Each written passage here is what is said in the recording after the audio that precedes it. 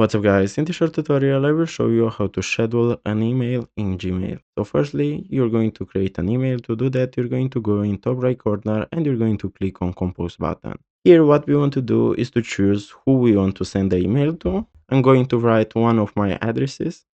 Then you're going to give it a subject. Then you're going to complete all the email. Also you can attach file by clicking on here.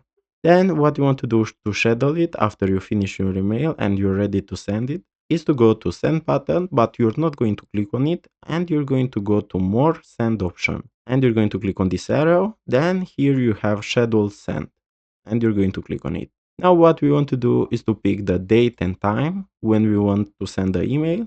So let's say we want to send next week at this hour. Also you can change the hour too. Then what is left to do to schedule it is to click on schedule send button. And as simple as that, as you can see, we just scheduled an email in Gmail. So guys, thanks for watching and don't forget to leave a like and subscribe to the channel.